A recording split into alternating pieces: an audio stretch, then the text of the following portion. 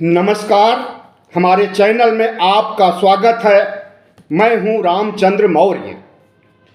साथियों, आज 16 मार्च को चुनाव आचार संहिता लागू हो गई।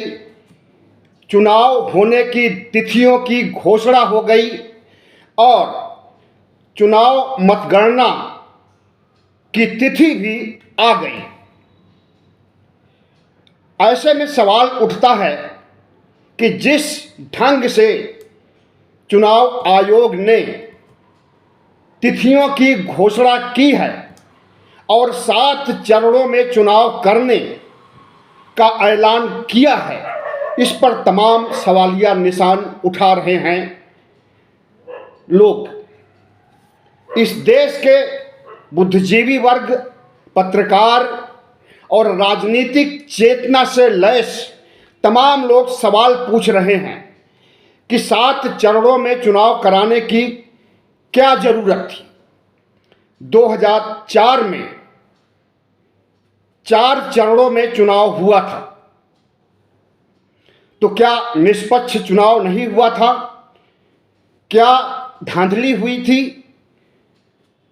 और इसके पहले बंगाल में 2020-21 में चुनाव हुआ था, तो वो भी 8 चरणों में चुनाव संपन्न हुआ था, जिस पर प्रश्न चिन्ह उठाया गया था।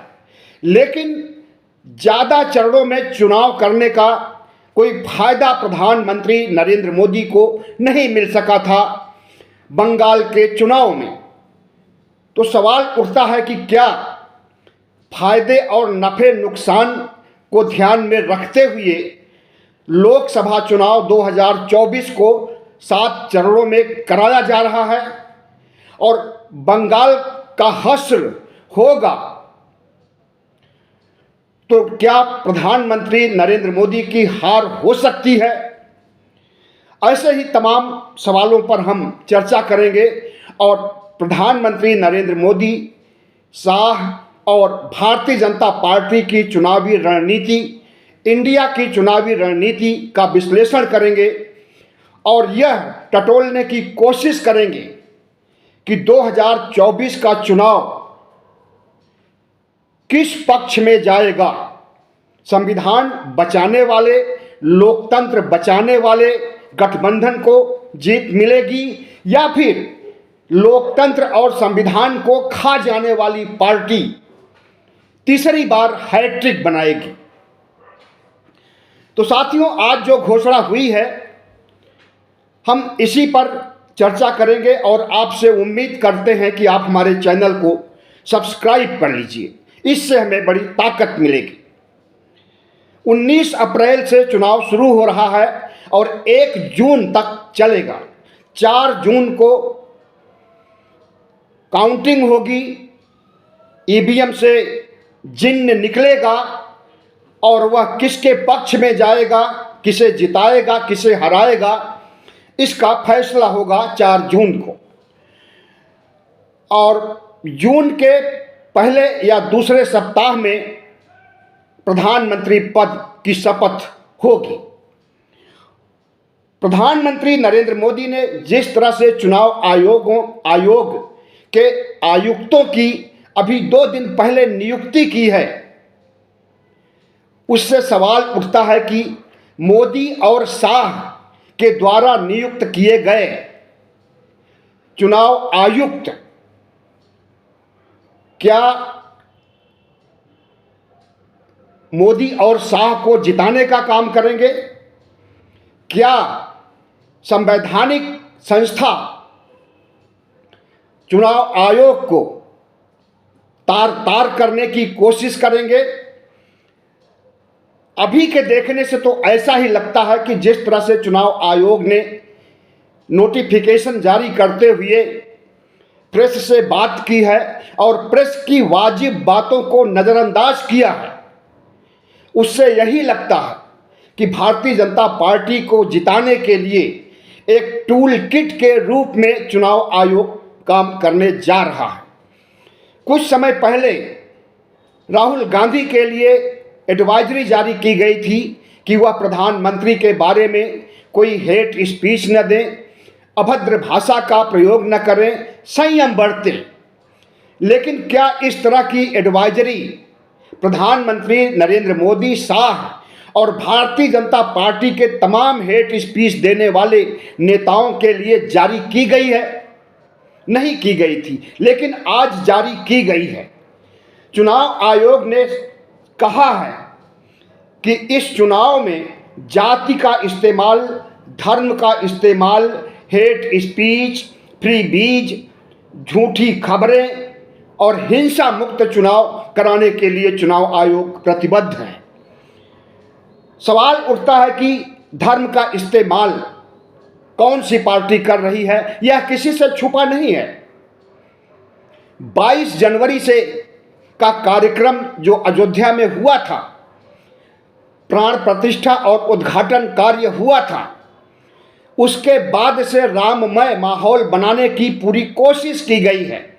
और हम आपको गारंटी देते हैं कि 19 अप्रैल से चुनाव है और 17 और 18 अप्रैल को रामनवमी पड़ रही है।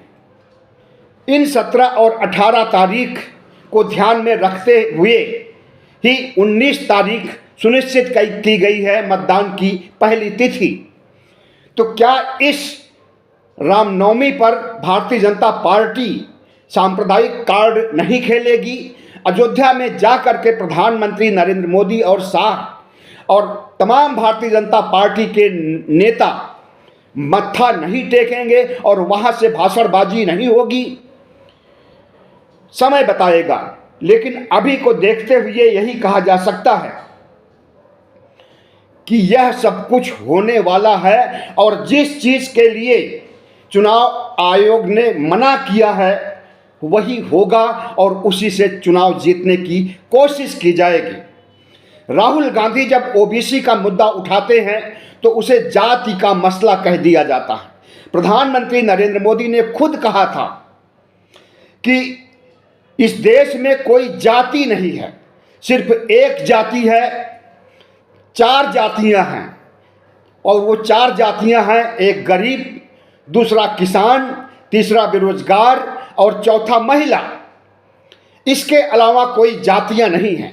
लेकिन जब वोट मांगने जाते हैं प्रधानमंत्री नरेंद्र मोदी तो अपने को पिछड़ा कहते हैं, अपने को अति पिछड़ा कहते हैं, अपने को पिछड़ी जातियों का नेता कहते हैं। और उनकी इस बात का विरोधाभास इसी से देखने में आता है कि एक तरफ वो कहते हैं कि गरीब एक जाति है और गरीबों के खैरम ख्वाह बनते हैं, और दूसरी तरफ कहते हैं, उनका नीति आयोग कहता है कि 25 करोड़ लोग गरीबी रेखा के नीचे से उबारे गए हैं और वो अब अमीरी रेखा के अंदर आ गए हैं। इस देश में गरीब बचा ही नहीं है। पिछले 10 सालों में प्रधानमंत्री नरेंद्र मोदी ने इतना विकास का काम किया है कि कोई गरीब बचा ही नहीं है। लेकिन भूल जाते हैं कि 80 करोड़ गरीबों को, भूखमरी से पीड़ित लोगों को राशन देने का काम आज भी किया जा रहा है। तो प्रधानमंत्री नरेंद्र मोदी और इनके सरकारी तंत्र में और इनके चुनाव आयोग में इतना विरोधाभास है, इससे अंदाजा लगाया जा सकता है कि किस फितरत से 2024 का चुनाव जीतने की कोशिश कर रहे हैं और करेंगे नरेंद्र मोदी। हालांकि आज से सरकारी मशीनरी का दुरुपयोग, सरकारी पैसे पर यात्रा, सरकारी पैसे पर प्रचार, transfer, posting, CBI, ED, IT का बेजा इस्तेमाल, सब कुछ बंद हो जाएगा।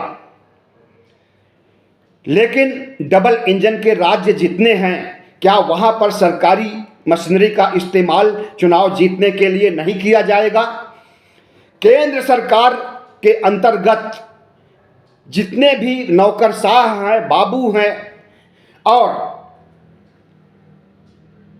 भारतीय जनता पार्टी के जितने भी आरएसएस के कार्यकर्ता हैं, क्या वह सरकारी मशीनरी का दुरुपयोग नहीं करेंगे? हम तो यही कह रहे हैं कि चुनाव आयोग की धज्जियां कोई और नहीं उड़ाएगा, बल्कि प्रधानमंत्री नरेंद्र मोदी, शाह और भारतीय जनता पार्टी ही उड़ाएगी। धर्म का इस्तेमाल होगा, जाति का इस्तेमाल होगा, हेट स्पीच होगी, फ्री रेवड़ी बांटने की बात कही जाएगी, झूठी खबरें, IT cell, Bharatiya Janata party का आईटी सेल झूठी खबरें फैलाने के मामले में कुख्यात है और वह झूठी खबरें फैलाने, फेक न्यूज को चलाने और झूठे वीडियो को वायरल करने में पीछे नहीं हटेगा। प्रधानमंत्री नरेंद्र मोदी की इमेज बनाने के लिए, भारतीय जनता पार्टी को जिताने के लिए। कुछ समय पहले सुप्रीम कोर्ट के न्यायाधीश जस्टिस जोसेफ ने कहा था कि ऐसा चुनाव आयुक्त होना चाहिए जो प्रधानमंत्री से भी सवाल पूछ सके और प्रधानमंत्री अगर चुनाव आचार संहिता का उल्लंघन करते हैं तो उन्हें भी कटघरे में खड़ा कर सके, उन्हें भी नोटिस भेज सके, उन्हें भी सम्मन भेज सके और उनके खिलाफ कार्रवाई कर सके।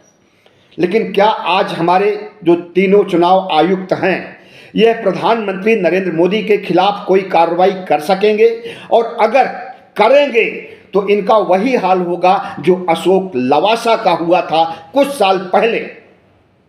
चुनाव आयुक्त अशोक लवासा थे, उन्होंने प्रधानमंत्री नरेंद्र मोदी की प्रचार शैली पर उंगली उठाई, सम्मन भेजा, कार्रवाई करने का मन बनाया तो उनके घर सीबीआई, ईडी, आईटी भेज दिया गया।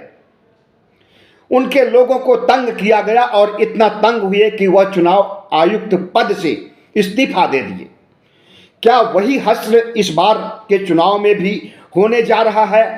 क्या chief election commission Rajiv Kumar की छुट्टी हो जाएगी अगर वह प्रधानमंत्री नरेंद्र मोदी के हेट स्पीच पर या उनके ध्रुवीकरण के बयान पर या राम मंदिर को चुनाव में बदलने के भाषण पर अगर अंकुश लगाएंगे तो जरूर होगा ऐसा। लेकिन राजीव कुमार अशोक लवासा नहीं है। राजीव कुमार के अंदर इतनी हिम्मत नहीं है, इतना गट्स नहीं है कि वह प्रधानमंत्री नरेंद्र मोदी के खिलाफ आवाज उठा सके। प्रधानमंत्री नरेंद्र मोदी कर्नाटक चुनाव के दौरान किस तरह से धर्म का इस्तेमाल किया था और जय बजरंग बली का नारा लगवाया था भाषण के दौरान, रैलियों में। सिर्फ इतना ही नहीं बल्कि उन्होंने यह भी कहा था कि जब ईवीएम की बटन दबाइए, कर्नाटक वासियों, भारतीय जनता पार्टी को जिताने के लिए जब ईवीएम की बटन दबाइए तो बोलिए जय बजरंग बली। क्या उस समय राजीव कुमार ही थे चुनाव आयुक्त, प्रधान चुनाव आयुक्त? इन्होंने कोई नोटिस भेजा? इन्होंने कोई कार्रवाई किया? नहीं किया। तो साक्षात उदाहरण सामने है कि क्या होने वाला है अगले लगभग 2 महीनों तक। चुनाव आयुक्त राजीव कुमार की बिसात नहीं है कि वह प्रधानमंत्री नरेंद्र मोदी के खिलाफ और शाह के खिलाफ और भारतीय जनता पार्टी के खिलाफ असंवैधानिक गतिविधियां करने के बावजूद कोई कार्रवाई कर सके। और यह पार्टी ऐसी है जो असंवैधानिक गतिविधियों के द्वारा ही चुनाव जीतती है और अगर चुनाव जीतने में कुछ कमी रह जाती है और हार हो जाती है तो उस सरकार को, जो नई सरकार बनती है विपक्ष की, उसको तोड़ करके, उसको खरीद करके किस तरह से अपनी सरकार बना ली जाती है यह किसी से छुपा नहीं है।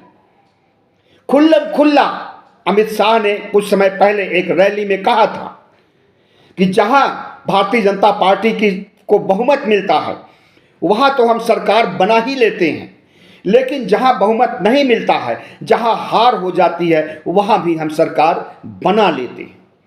तो इस तरह की हेट स्पीच देने वालों के खिलाफ कोई कार्रवाई हुई? इन्हीं अमित शाह ने कहा था कि प्रधानमंत्री नरेंद्र मोदी अगले 40-50 साल तक राज करेंगे।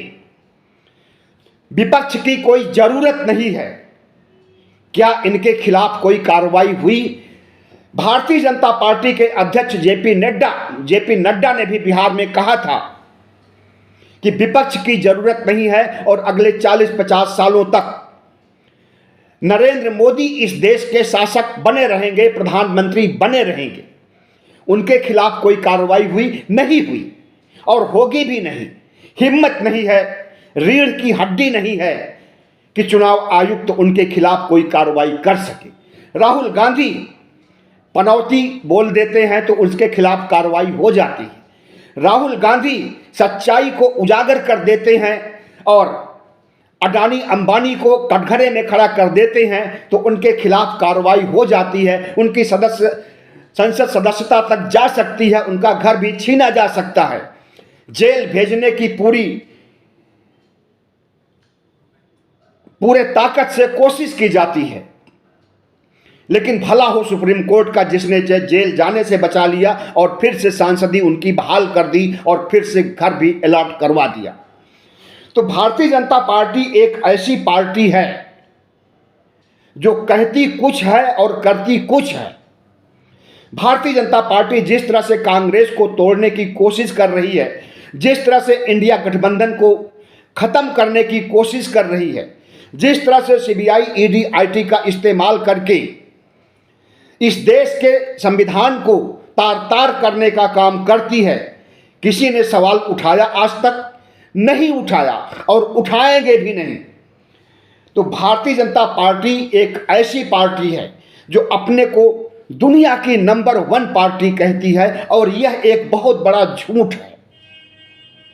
दुनिया की तो छोड़िए, भारत में भी अखिल भारतीय स्तर की पार्टी नहीं है। अखिल भारतीय स्तर की पार्टी, राष्ट्रीय स्तर की पार्टी उसे माना जा सकता है जो हर राज्यों में चुनाव जीतती हो, कश्मीर से कन्याकुमारी तक, कच्छ से नागालैंड तक, हर राज्यों में उसका जनाधार हो, हर राज्यों में उसके विधायक हो, सांसद हो। लेकिन ऐसा नहीं है। केरल में भारतीय जनता पार्टी शून्य है, तमिलनाडु में शून्य है, आंध्र प्रदेश में शून्य है, पंजाब में भी इसका वजूद नहीं है। नॉर्थ ईस्ट में जो खेला हुआ अभी कुछ समय पहले मणिपुर में, वह दुनिया भर में भारत को शर्मसार किया है। 140 करोड़ लोगों को शर्मसार की है मणिपुर की घटना। और मणिपुर में भी अब बहुत से राज्य ऐसे होने जा रहे हैं जो बीजेपी मुक्त हो जाएंगे। तो भारतीय जनता पार्टी को किस बिसात पर कहा जा सकता है कि यह राष्ट्रीय पार्टी है और किस बिसात पर वो अपने को विश्व गुरु कहती है और दुनिया की नंबर 1 पार्टी कहती है? प्रधानमंत्री नरेंद्र मोदी की पार्टी के विधायक, वर्तमान विधायक, सांसद और अन्य बड़े नेता की कार में अक्सर चुनाव के समय अकूत धनराशि पकड़ी जाती है, उनके ऊपर कार्रवाई होती है। क्या गारंटी है कि 2024 के चुनाव में भारतीय जनता पार्टी के लोग धन बल का इस्तेमाल नहीं करेंगे? अकूत राशि नहीं पकड़ी जाएगी लेकिन उनके खिलाफ कोई कार्रवाई नहीं होगी। और अगर कांग्रेस पार्टी का कोई पकड़ा जाएगा तो उसके खिलाफ तुरंत कार्रवाई हो जाएगी। कांग्रेस पार्टी को जर्जर बनाने के लिए कांग्रेस के सभी बैंक अकाउंट को लॉक कर दिया है, पैसे नहीं निकाल सकते हैं। और इसके पीछे यही रणनीति है कि पैसे नहीं निकाल सकेंगे अकाउंट से तो चुनाव कैसे लड़ेंगे, और चुनाव मजबूती से नहीं लड़ेंगे, खर्च नहीं कर सकेंगे तो हार जाएंगे। तो उनको हराने के लिए कांग्रेस का अकाउंट तक बंद कर दिया गया है, सीज कर दिया गया है। ज़्यादा समय पहले नहीं, अभी कुछ दिनों पहले अकाउंट सीज किया गया, लॉक लगा दिया गया अकाउंट में। वोटर लिस्ट से नाम बड़े पैमाने पर कटते हैं, उत्तर प्रदेश के चुनाव में देखा गया है। उत्तर प्रदेश के 2022 के चुनाव में मुस्लिम बाहुल्य क्षेत्र के सीटों पर मुसलमानों के वोटर का नाम सफाया था। वोटर लिस्ट में नाम थी ही नहीं। जब वोटर लिस्ट में नाम नहीं तो वोट कैसे दे पाएंगे लोग? तो क्या वह खेला 2024 में नहीं होगा? और 2022 में जो मुसलमान वोटरों का नाम काटा गया था, क्या उन्हें जोड़ दिया गया या नहीं जोड़ा गया? चंडीगढ़ मॉडल आपने देखा था कि किस तरह से वहां पर मेयर की नियुक्ति के लिए धांधली की गई थी बड़े पैमाने पर, और वह धांधली एक्सपोज हुई थी और सुप्रीम कोर्ट ने लताड़ लगाई थी भारतीय जनता पार्टी की और भारतीय जनता पार्टी के शीर्ष नेताओं की। किस तरह से धांधली करते हैं ये लोग चुनाव जीतने के लिए, छोटे छोटे चुनाव जीतने के लिए। लोकसभा चुनाव तो बहुत बड़ा चुनाव है, इस देश की किस्मत तय करता है लोकसभा चुनाव। तो जब छोटे स्तर पर चंडीगढ़ मॉडल इनका काम करता है और ये धांधली करके अपना मेयर बना देते हैं, तो ये बड़े चुनाव यानी लोकसभा चुनाव 2024 में धांधली क्यों नहीं करेंगे? और जो चुनाव आयुक्त नए नए बैठाए गए हैं, क्या वो धांधली नहीं करेंगे जिस तरह से चंडीगढ़ में हुई थी? इसकी क्या गारंटी है कि चुनाव आयुक्त धांधली नहीं करेंगे?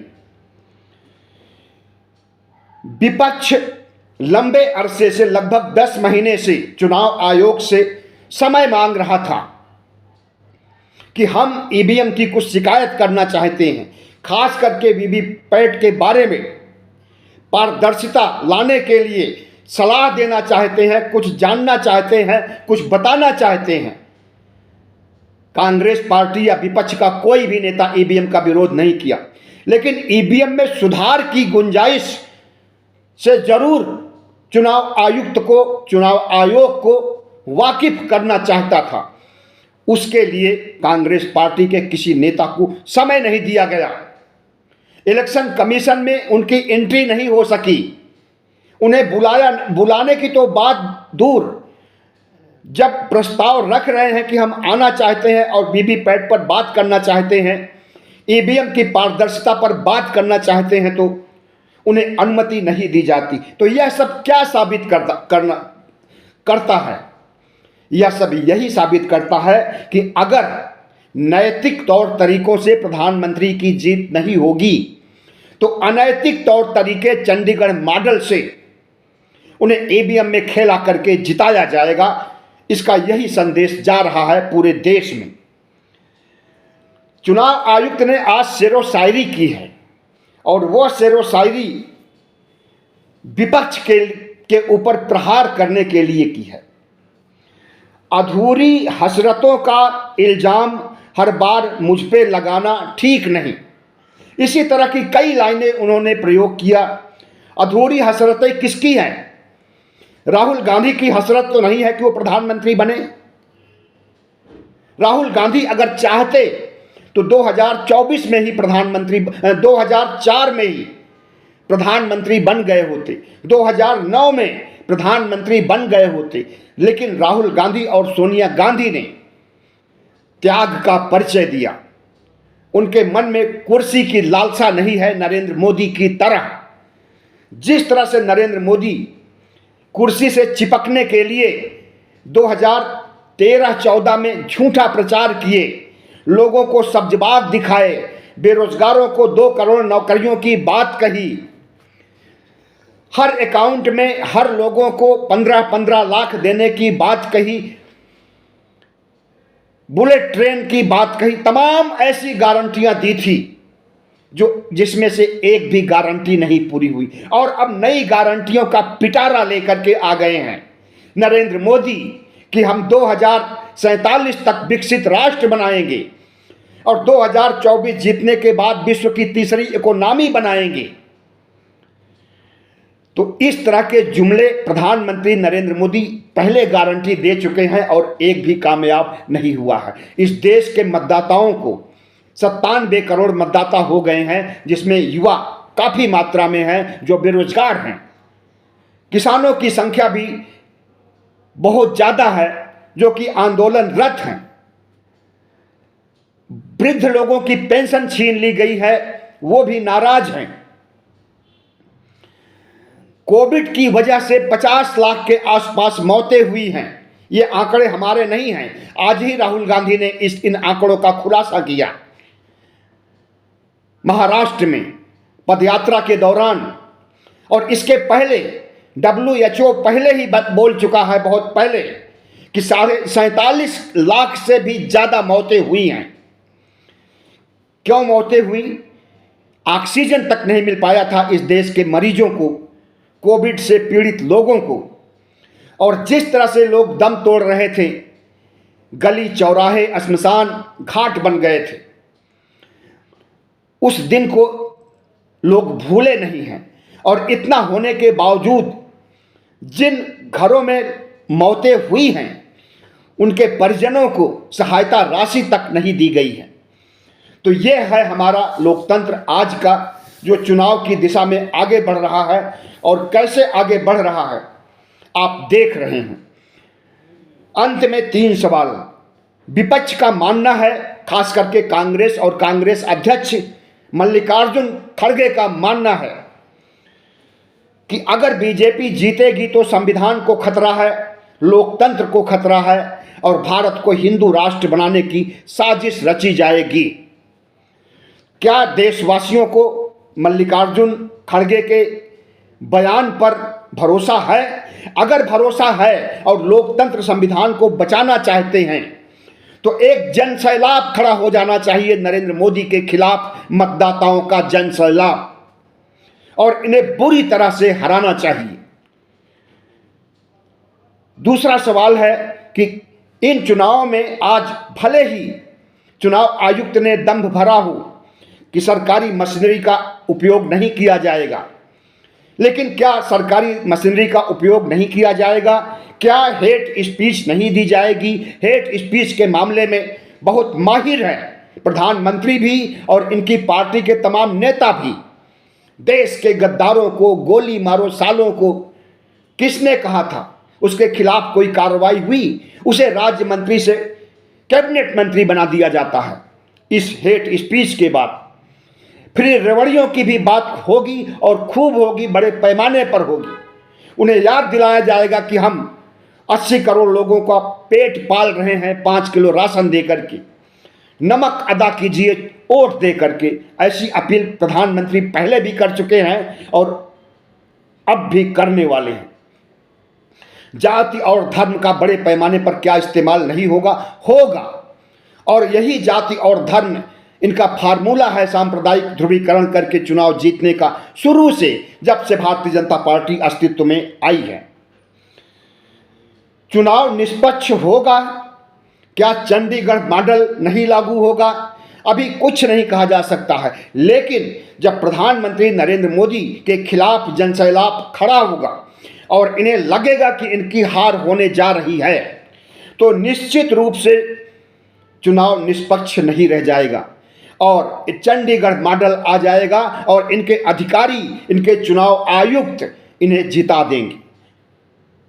फैसला आपके हाथ में है। संविधान बचाना है, देश बचाना है, लोकतंत्र बचाना है, या फिर हिंदू राष्ट्र बनाने के लिए संविधान लोकतंत्र की बलि देना है। बहुत बहुत धन्यवाद। हमारे चैनल को सब्सक्राइब कीजिएगा, लाइक कीजिएगा और शेयर कीजिएगा।